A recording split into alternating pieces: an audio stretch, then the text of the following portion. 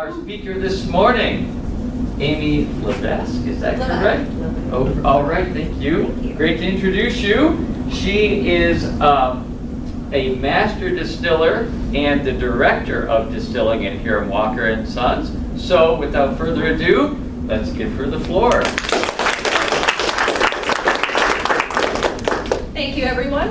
It's really nice to be here with you today. I'm happy to give a presentation here today. I will preface this. It is about empowering women a lot in the industry, which is something that's very near and dear to my heart. It is not a knock at men, I will say that right off the hop. Just to give some light on sort of some of the challenges that we see in the industry as women. So, who am I? I'm Amy Levesque, so I run the Hiram Walker Sons distillery over just across in Windsor, Ontario, about 45 minutes from here. I'm the Master Distiller and Director of Distilling over there, so I've been there for 12 years, and I've actually risen through the ranks right from a process operator operating all that equipment up to the Master Distiller and Director of Distilling. It's been a really great career, not without its challenges. I have my Master of Science in Brewing and Distilling from Heriot-Watt University in Scotland. That's something that I did a few years back. I'm a certified operating engineer through the TSSA, which is an Ontario governing body for boiler and pressure vessel operation. And my background is in chemical production and power engineering, so that's where I got my start. My job really allows me to shape some of the spirits that you may see on your shelves here: J.P. Weiser's whiskey, polarized vodka, Lamb's rum, which we just sold that brand, Malibu rum, and some more. So I do that in combination with Dr. Don Livermore, who is the master blender.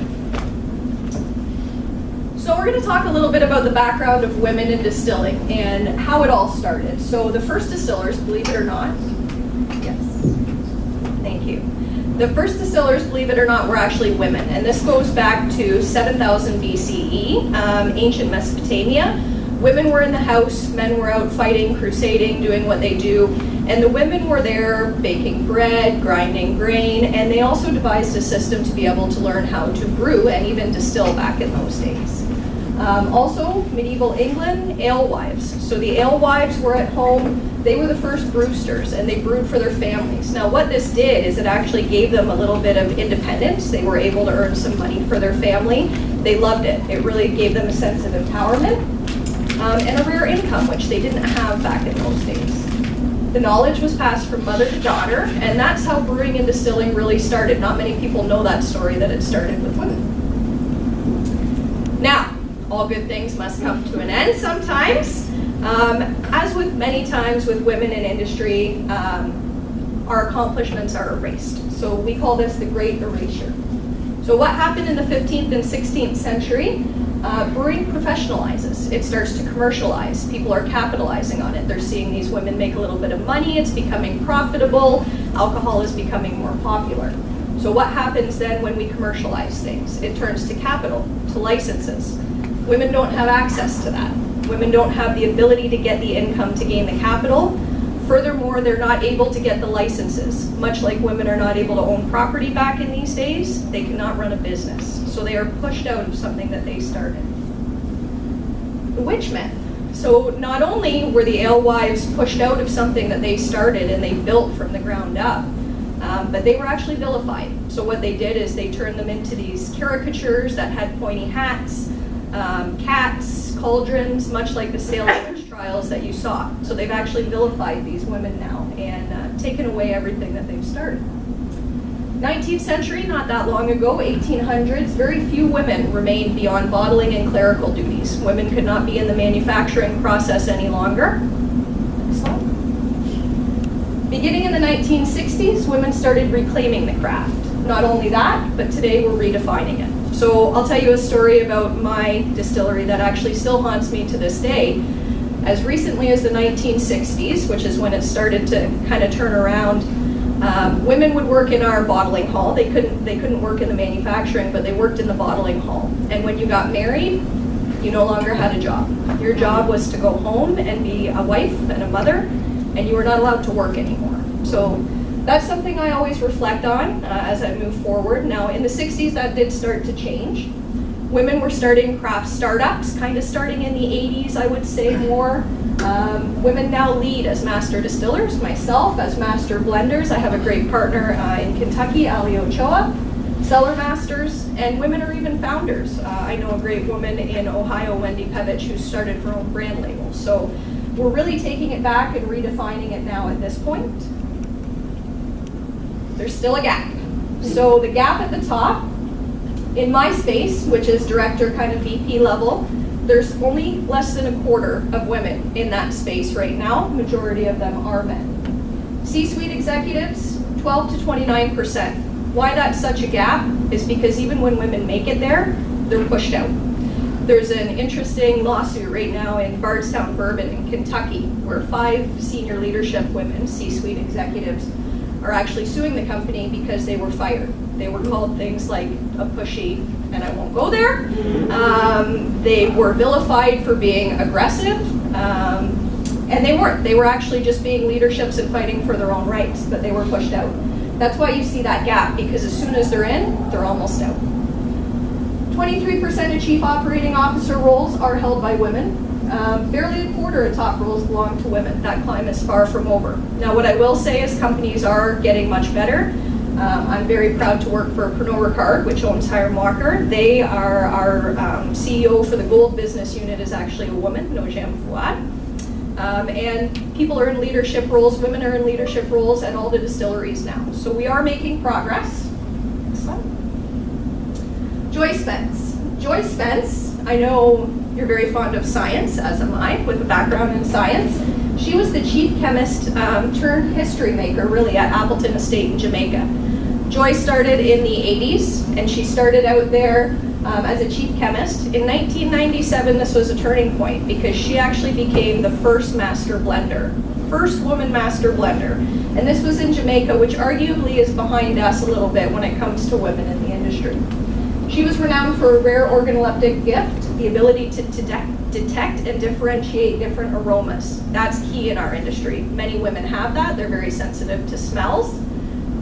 We'll talk a little bit more about her later, but a key quote that I want you to see is, as a woman, I have to work twice as hard as my male counterparts to succeed in my industry.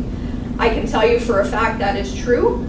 The men in my industry leave at 3:30, I leave at 5:30. Women often tell themselves we have something to prove, we've got to work harder. That's true, we're very hard on ourselves. But in addition to that, there's some actual statistics that we can go through. So these are true numbers that are taken through surveys. 14 and a half months for a year's pay. Women are paid 84 cents on the dollar for their male counterparts. I've seen this. Inadvertently being part of the leadership team, I do see salaries. I know that I'm paid less than my male counterparts. I fight for that, and I've made a lot of ground on it. I'm a pretty aggressive person, but it is a true story. Even looking down to the supervisor and the manager level, that is true. Men will be paid more. 81 women promoted for every 100 men promoted. That is still a true statistic today. And 29% will reach the C-suite. Women hold 48% of entry-level jobs. The world is approximately half women, half men, so the women are there. But only about 29%, less than 30%, will ever reach a top executive role. 2.8 extra hours each day. Women average approximately 2.8 extra hours each day of unpaid care and housework. Now that's in addition to having to work harder at work and then coming home and having to work harder in the home. Next slide. The momentum measure. So 7000 BCE, women start brewing. That's actually the earliest record that we have of brewing and distilling. 300 plus now, women, LGBTQIA and BIPOC, so Black, Indigenous, and people of color, because they're sort of in the same boat as women today. Affiliated industries are now on the Women in Distilling map. So there's actually a map that identifies where these individuals work. 3 of 6 major global spirits conglomerates, myself being of Pernod Ricard, there's also Diageo, Beam Suntory, Sazerac, things like that. 3 of the 6 are now led by women. 1997, Joy Spence becomes the first female master blender in the industry. So 9,000 years it took us to reclaim what we started. Next slide. If it's so much work though, why would we do it? Love of the craft. So I myself, as the director of distilling, get to see everything from the grain intake to the new make spirit. So I often spend time down at the grain elevator holding the rye, the corn, the wheat, whatever I'm making that day. I get to see what I make in the end result, in the finished whiskey, in the finished vodka. I get to see what I've done, and turning those grains into that, I love that. That's worth it to me. It's worth all the extra work. Opening the door. As far as I can tell in the archives, I'm the first female master distiller at Hiram Walker, and I know a lot of my counterparts are in the same boat as myself, especially in the US, Kentucky and Tennessee. Had we not broken that barrier, somebody may not have got the chance to do that. So somebody has to break that barrier, and I love doing that. I love creating awareness, speaking with people like yourselves. We really have to break down those barriers so that women can come up and take the roles that they deserve.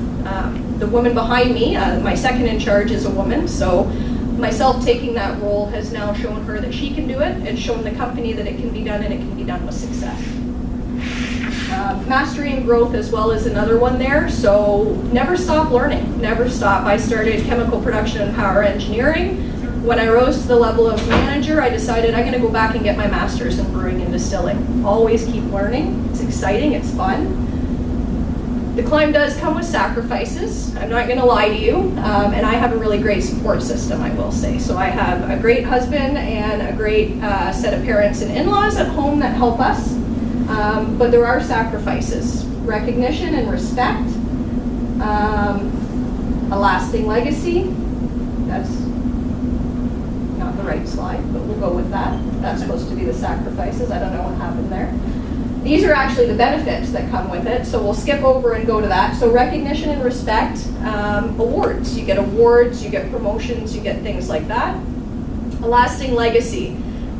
There's papers and newspaper articles, and being the first master distiller, I get to have that lasting legacy. That's something that I've worked very hard for and I'm very proud of. Independence and freedom is another one. So for me, and this is not to knock people that want to stay at home with children and that, but for me, my relationship with my husband has very much grown because I know that I am independent, I am free, I can support the family if anything ever happens, and that to me is a very good reward for myself. Sisterhood and belonging. So you'll see in a few slides here, there's a number of different communities that you can be part of, Spirited Collective. There's a number of different ones that we'll go over, but it's really, really rewarding to have those other females in the industry that you can talk to, you can go to, you can bounce ideas off. If something happens and you're feeling, harassed in any way, you can talk to somebody, a mentor, a coach. So that's very beneficial for me. Next slide. There are barriers that remain. So I'll tell you a story about myself. I had an old manager who was a man, and I since have a new manager who's also a man. Now, one was very old school, he was an older gentleman, the new one being younger, more progressive. I was so frustrated with the treatment I was getting, I was ready to quit my job. I flew out to Calgary, I went to a job interview at a distillery there, and I was ready to quit, but I said, no, I'm not done. I'm not going to quit. I'm going to stay here. I'm going to rough it out, and I'm going to just outlast him. That's what my goal is going to be, and I'm going to get what I deserve. So I did. I stayed. I fought with him to become master distiller, something that I felt I deserved. I in-housed rum. I brought rum back to the distillery, which was never there. We brought in Malibu rum. I did all the R&D for it. Lamb's rum, all the R&D, brought it back, developed the distillation process, created new whiskeys, led key engineering processes, projects to be able to optimize things. But still, he said, every woman distiller is really not worthy of that job. They only get it because they're a woman. And that happens more often than you'd think in this industry. And he actually said that to my face. Now, I waited it out. I kept my manager job. And I went back to school and I got my master's of science thinking, this will prove, this will prove. And I just kept going. Enter my new boss. Now, funny story, the old boss that said this to me ended up in Calgary with the job that I flew out. He ended up out there, and I had a new boss. And the new boss was very good, and he did promote me to director of distilling and master distiller when he saw everything that I had done. So it was great. I made the right decision to stay. You eventually will, if you fight hard enough, get what you deserve, but it takes that much more extra work to get there, unfortunately. Even my new boss, we went back and forth a few times, and I've been called pushy, aggressive, emotional, hormonal. So I had a good sit down with my boss, and I talked to him about a book that I once read that said it's called "It's Not You, It's the Workplace," and it actually gives specific examples of how women have been treated in the industry. And I said, look at this male director that we have. He was the director of engineering at the time. I said, he did the exact same thing I did. And you said he's a good leader, he's assertive, he's dominant, and I'm emotional and aggressive. That's the treatment that you will get. That's the perception. You have to ignore all of that. Visibility. You have to show yourself and be visible and be forceful. Now, people will call you aggressive. That's okay. Equity and access. Women often have unequal access to capital, opportunity, advancement. It keeps talented women from the top. And I truly believe that a mix of men and women at the top level is where we need to be. 50-50. There's different viewpoints, different stances, different ways of doing things. That mix is really what gets us where we need to be. I'm not saying it needs to be 100% women. It doesn't. That would be bad too. Recognition.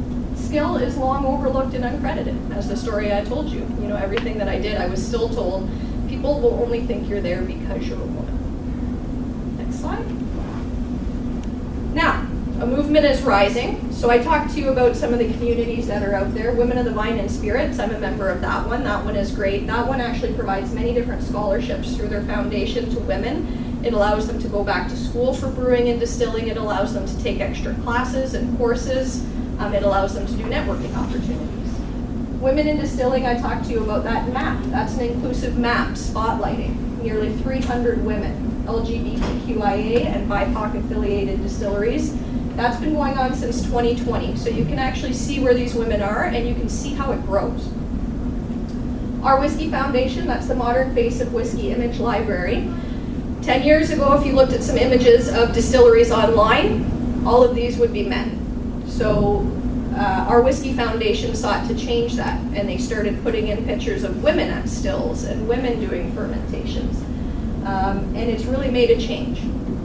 Spirited Collective, supporting women. This is probably one of the ones that's most near and dear to my heart. I sit on the board of directors for Spirited Collective.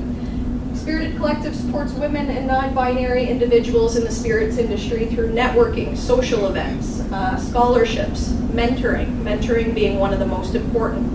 I told you that my boss, we had a heart-to-heart, and he saw the difference in how a male leader was, portrayed versus a female. So he actually came to me after that, and he said, I understand, you're right, I know what you're saying, and I've seen it now. Now that you've said it, I've seen it, and I'm going to hook you up with this mentor from Ireland. She runs the Irish Distillers, which does Jameson, and she's now my mentor. So she's been through this, so I can talk to her about things, and she gives me a lot of insight into how she handled different things like that. So she's been really great. Jamie Jordan is her name. Pink Boots Society supports women across the fermented and distilled drinks industry, education, scholarships, community. Next slide. Now, how stories? Thank you for listening today. You've heard mine. There's many other more exciting stories than mine out there. Buy women made. That's not to say don't buy man made as well. That's just saying if you go to a distillery and you hear of this woman that's created this really cool product, help support. Mentorship and hire. Even if it's not the spirits industry, this goes for anywhere. Be a mentor to somebody. Even if you're a male in a leadership role, maybe there's a woman that you can see trying to climb the ranks. Be a mentor to her. It doesn't have to be same-sex mentorship. It can be different. My boss, who was a male, ended up being a great mentor to me, as did Jamie, who he set me up with because he realized there's a gap there in the mentorship. So that's a real way that you can help. Champion visibility. Amplify their work. Call for equity across the industry. If you see something that's not right, say something. And that's it. So here's to pouring progress.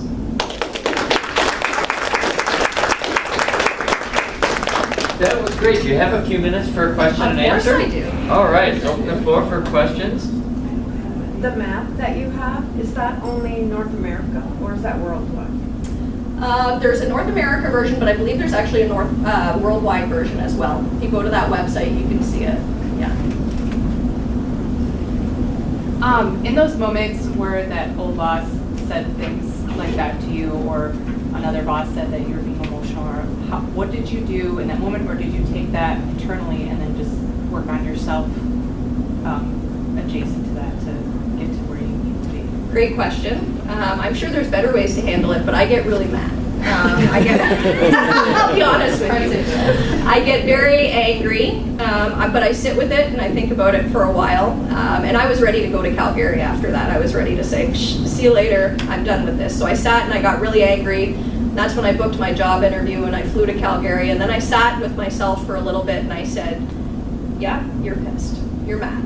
All right, what are you going to do about it?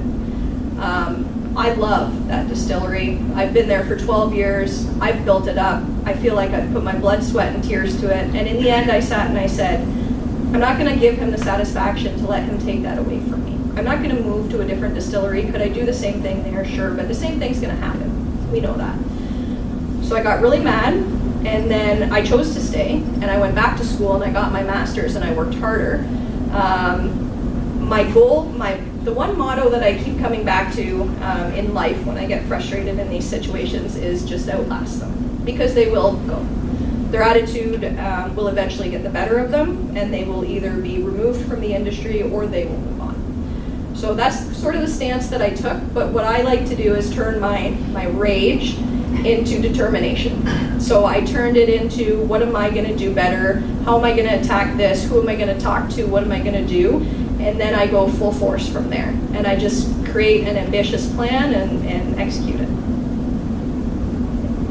You said early on that a lot of women get into it because they kind of feel like called to it. Do you remember like the moment that made you decide like this is what I want to do? So yes and no. Funny story. I started in petrochemical, so I'm from Sarnia, Ontario, little town 2 hours from where I live. It's known as Chemical Valley, right across from Port Huron, another border city. And that's what you do there because it's Chemical Valley. So I went to school and I was working in the refineries, and I thought that's what I would do for my life. I thought I would be a union worker for my life. Never in a million years did I think I would be a master distiller and a director of distillation. It wasn't on my path. What happened was I was part of an alumni event through the college that I went to while I was working in the refineries, and I met the power plant manager and general manager of that facility, and they said, wouldn't you rather distill whiskey than gas? And I said, yeah.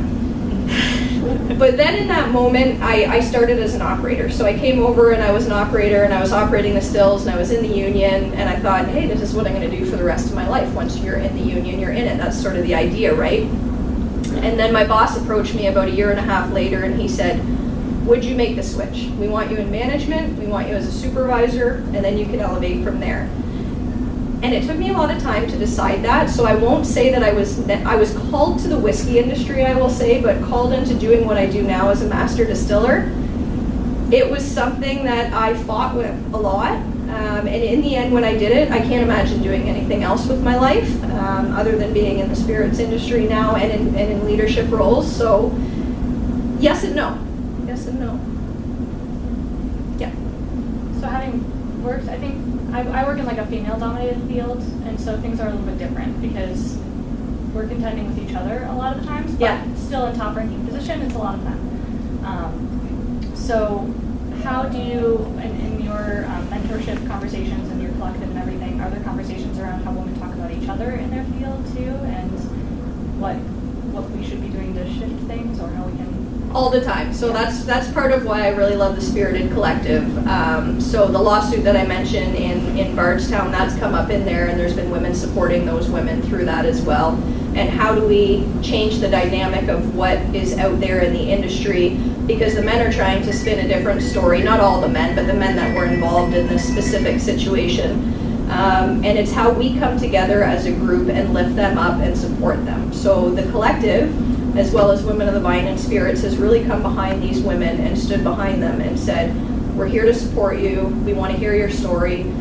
Hear their story, listen to them, help mentor them. One of the biggest things you can do is, if you've been through adversity and you've been through challenges like this, is to share that story with other women and how you got through it. Give them some tips on what to do, and you will see women that are probably feeling down because of maybe mistreatment.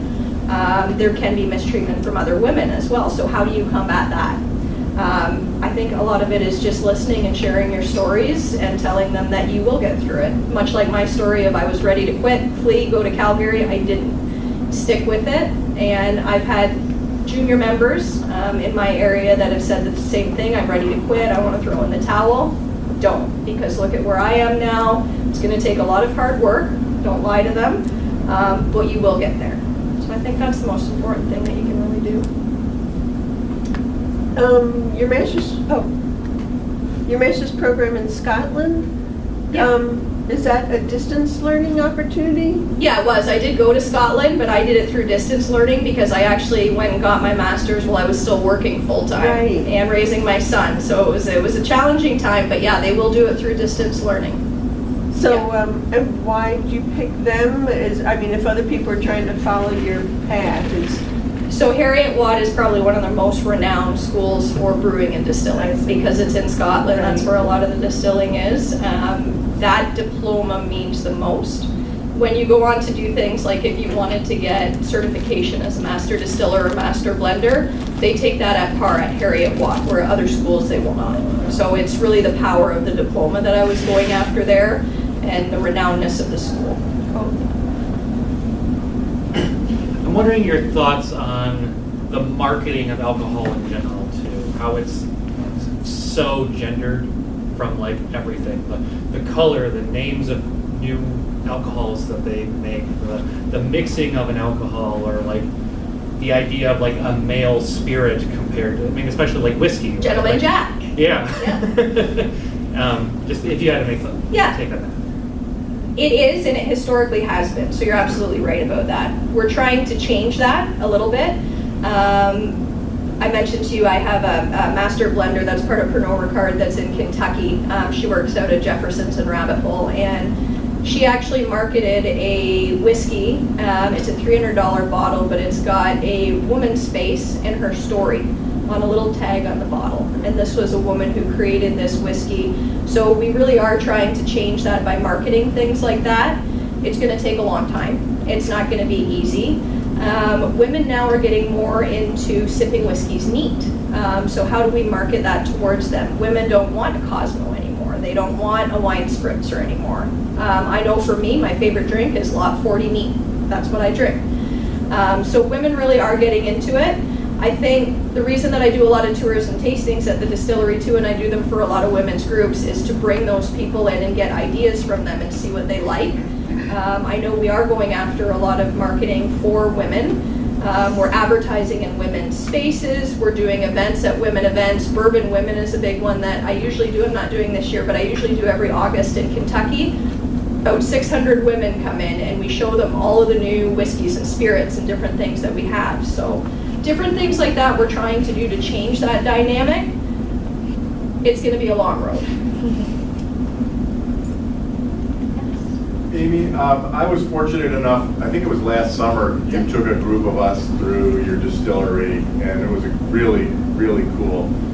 And when we were there, I remember you said something about how much alcohol you are actually responsible for, and it was a mind-blowing number. Like, how much product are you responsible for? So myself, I'm personally responsible for the distillation of between 45 and 55 million liters per year.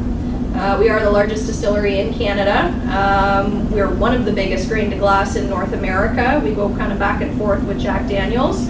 And in cask, we have 1.47 million casks on site. So each year I'm responsible for creating the distillation schedule for that, getting all the grains in, getting all the enzymes and the yeast and everything in. That is my core responsibility, is to take that grain, usually around 110,000 metric tons per year to 120,000 metric tons per year, turn that into 45 million liters of alcohol.